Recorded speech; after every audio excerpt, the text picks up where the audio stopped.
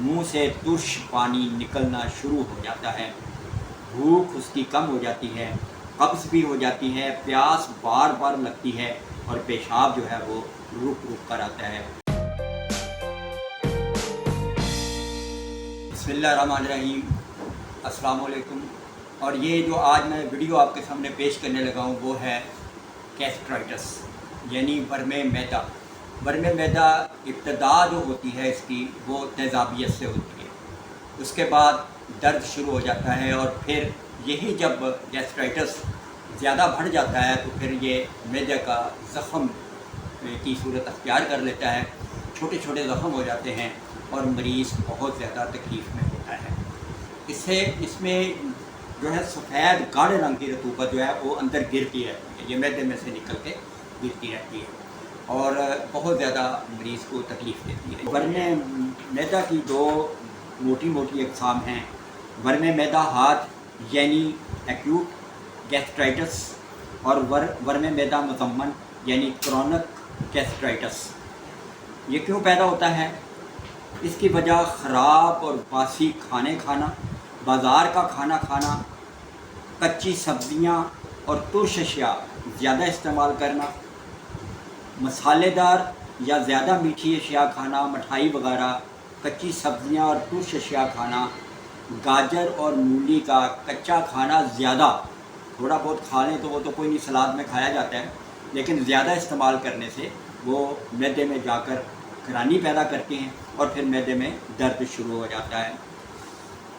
इसमें आप मसालेदार अशिया भी जो है ना वो भी खाता है मरीज़, और तुर्श यानी खट्टी अशिया ज़्यादा इस्तेमाल करता है। गाय का या बकरे का सख्त गोश्त जो गला ना हुआ ठीक तरह, उसका इस्तेमाल करना, बासी मछली या बासी मिठाई खाना, इससे भी मैदे का जो बरम है वो पैदा हो जाता है। ये तमाम अशिया जो हैं, ये जो मैंने आपको बताई हैं, ये मैदे में जाकर मुताफ़न हो जाती हैं, यानी जिसको कहते हैं बासी हो जाती हैं और सोजन पैदा कर देती हैं।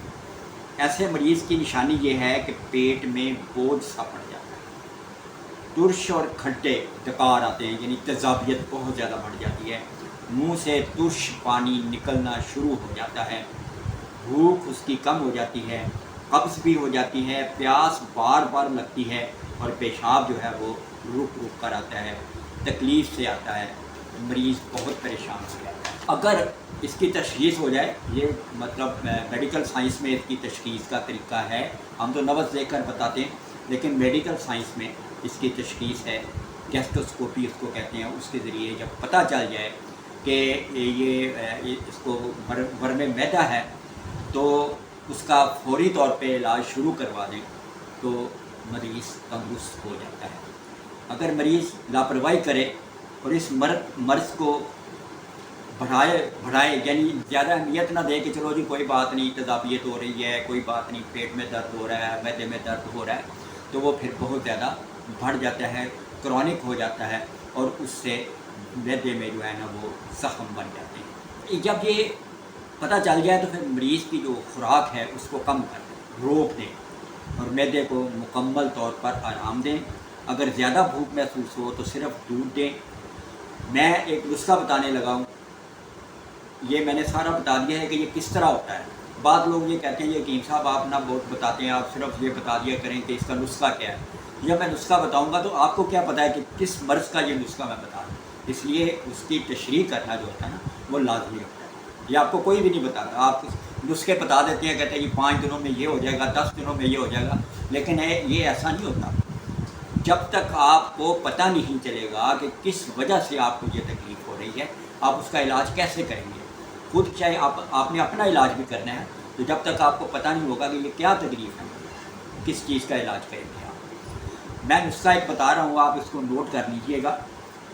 मुनक्का ले लें 9 अदद, उसके अंदर से दाना निकाल लेना, उसके अंदर दाने होते हैं ना वो निकालें। ये लेने आपने 9 अदद। गुले बनफ्शा, मको खुश्क, सौंफ, ये इनको आपने मोटा मोटा कूट लेना है। और बरगे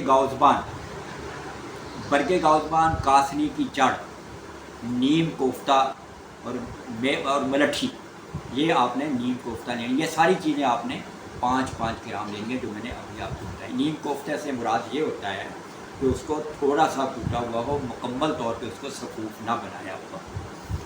रात को ये सारी चीज़ें गर्म पानी में भिगो दूँ, ये एक खुराक। रात को इन सब चीज़ों को गर्म पानी में भिगो दें, सुबह सवेरे इनको एक उबाल देकर छान दें। छान दें तो आप ये सिरकोनी में चाय आप छानते हैं, उस तरह आप छान दें। और खमीरा बनफशा 15 ग्राम डालकर पिलाएं। खमीरा बनफशा किसी अच्छी सी कंपनी का ले लें, और वो 15 ग्राम आपने लेके उसमें डालकर मरीज़ को पिला देना है।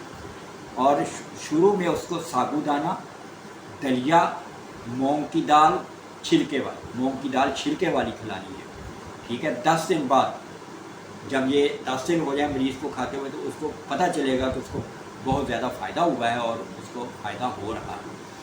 10 दिन के बाद दुआल मिस्क मोतदिल सादा, ये भी अच्छी सी कंपनी के ले लें, ये 5 ग्राम ले लिया। 5 ग्राम होता है 1 चमची छोटी चाय वाली आधी। अरके बादियान, अरके मुकोर और अरके बरंजासफ, ये आपने लेकर 3 बोतलें लें। 3 को एक जग में डालें और उसके बाद दोबारा बोतलों में डाल दें जब ये मिक्स हो जाए आपस में। तो ये आधा कप जो है ना, आधे कप के साथ ये आपने सुबह जो है ना दुआल के सादा जो है वो खानी है, और इंशाअल्लाह बहुत जल्द ये रिलीफ हो जाएगा। लेकिन अगर जब मैदे का ज़ख़म हो गया तो फिर बहुत ज़्यादा उसके लिए मेहनत की ज़रूरत है, उसके लिए नुस्खा बदलना पड़ता है, उसके लिए दवाएं और ज़्यादा करनी पड़ती हैं। तो ये थी मेरी आज की वीडियो, उम्मीद है पसंद आई होगी। अगर ऐसी ही आप वीडियो पसंदीदा चाहते हैं और मालूमाती चाहते हैं तो आप मेरे चैनल को सब्सक्राइब करें और बेल आइकन को दबा दें ताकि नोटिफिकेशन आपको जल्दी पहुंच सके। इजाज़त दीजिए।